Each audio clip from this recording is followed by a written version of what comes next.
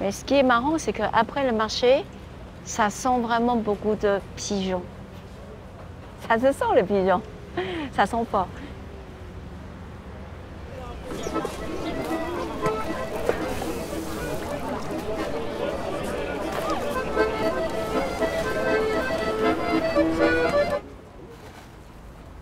Ça se reconnaît parce que ça ne se confond pas avec le poulet chauffé, avec la peau ébouillantée.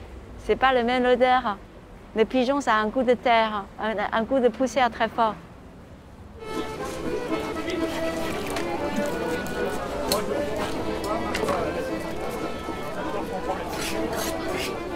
J'ai des poissons, j'ai du sang évidemment. Et là, de temps en temps, avec le vent, je sens les sucrés de fruits rouges, des choses comme ça, comme des fraises ou les fraises et qui est un peu trop mûr, qui est un peu écrasé, un peu fermenté. Il y a aussi un peu d'agrumes mélangés avec donc un parfum quelque part. Quelqu'un est passé qui est poutré.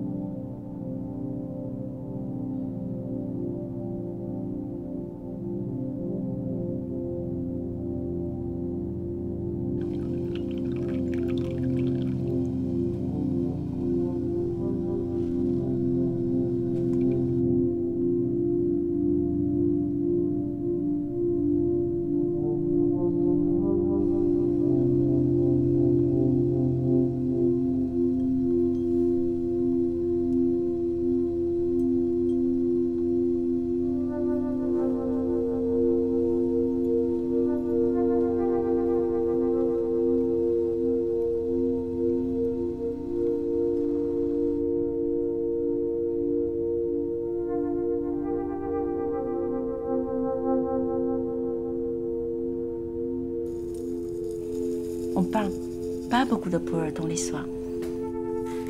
C'est vraiment un thé qui est tellement important pour moi. Donc, évidemment, on a envie de remonter la source, voir d'où vient ces thés. Donc, on a remonté dans la région de Yunnan, chercher des anciennes routes de thé de l'époque, essayer de trouver des descendants de ces anciens ateliers qui fabriquaient le puer. Quasiment, ils sont tous disparus au moment de la révolution culturelle. À la fin de l'année 90, ça commence à flamber et monter la mode. Presque tout le Chinois investit dans le pu'er parce que ça vieillit, parce que ça prend la valeur, donc investissement, etc.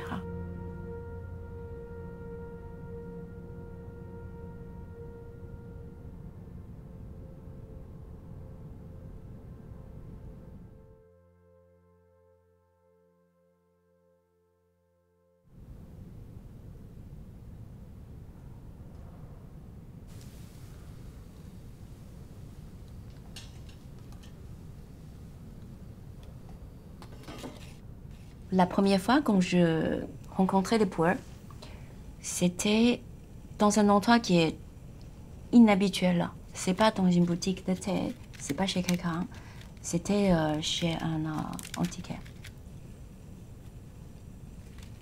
Bon, les commerces de thé entre la Chine et Taïwan, c'était interdit. C'était pas ouvert. Donc en fait, les pu'er étaient rentrés chez les antiquaires de façon, on va dire, illégale. Ils rentraient un conteneur rempli des meubles et ils servaient les pu'er pour remplir d'espace qui est vide sous les chaises, sous les consoles, sous les meubles, ou dans les meubles d'ailleurs. Donc comme ça pour rentabiliser le transport.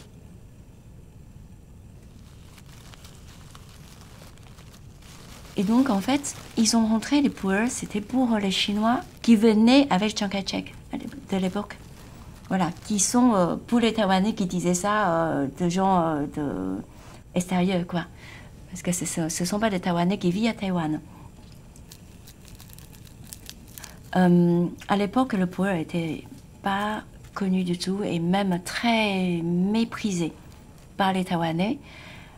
Parce que bon, on les surnommait un thé qui a un goût pourriture, voilà, un goût moisi.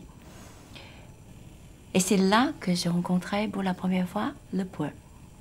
Première tasse que j'ai bu, j'étais bouleversée. Parce que, en fait, j'ai jamais eu ces sensations. C'est un thé qui raconte plein d'histoires.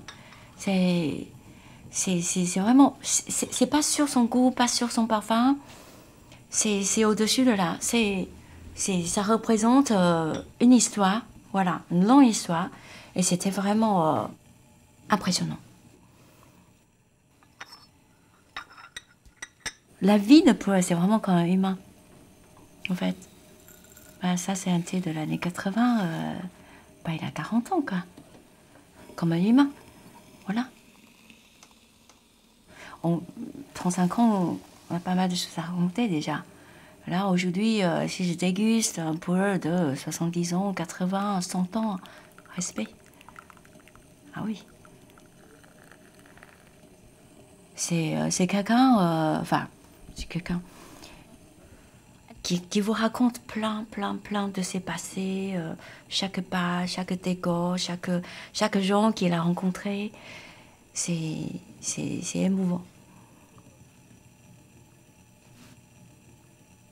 Si on est sincère avec un pu'er, je pense qu'il vous raconte plein de choses. C'est un thé qui voit que vous êtes nerveux, il bloque. Mais si vous êtes profond, calme, toutes les histoires, tout ce qu'il a vécu, on peut le voir.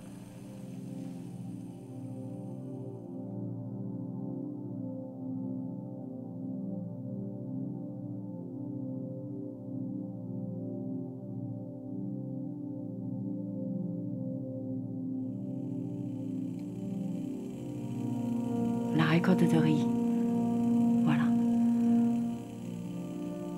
avec les notes minéraux qui évoquent des galets au bord de rivière.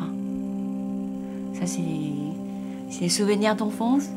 Quand on était petit, on joue dans la rivière, on mouille des galets en plein été, la mousse, les bouleaux qui est au bord, pas trop loin de rivière. La brique après la pluie, l'orage d'été. les parfums sucrés des lentilles.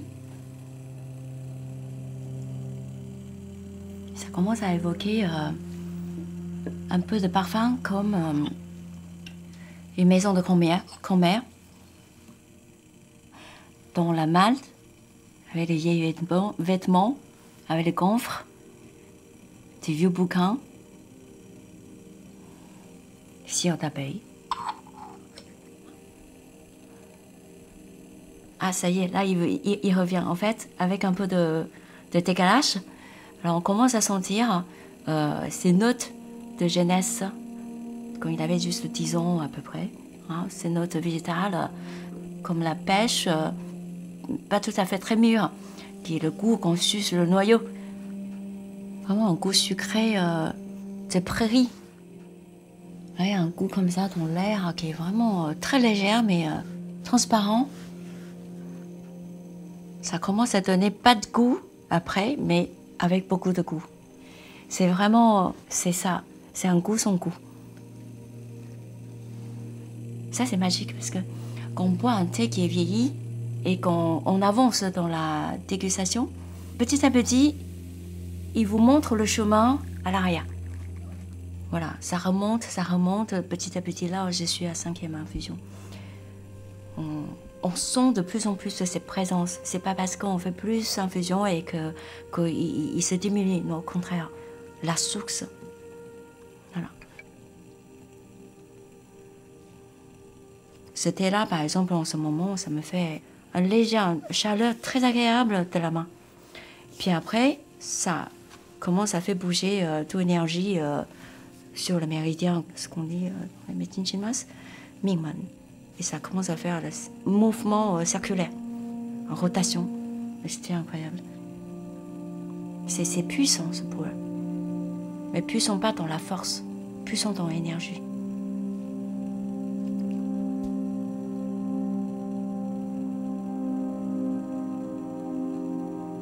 C'est génial, c'est un thé qui évoque vraiment la nature, quoi.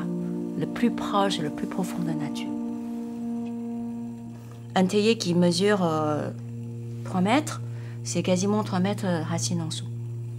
Donc ça capte l'énergie de la planète, c'est tout à fait logique.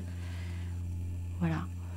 Et c'est pourquoi, depuis longtemps, le pu'er, c'est beaucoup pris par les moines des taoïstes pour la méditation. C'est pas pour rien. Ouais, parce que là, je sens légère. Je sens que ça commence à monter sur la tête, mais de façon vraiment... Je suis gaie, je suis très contente. C'est ça qui est beau, le thé. C'est jamais fixé.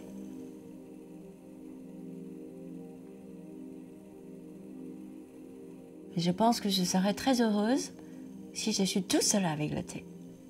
Ah, tout seul. Que je puisse vraiment sentir qu'on est unis, quoi.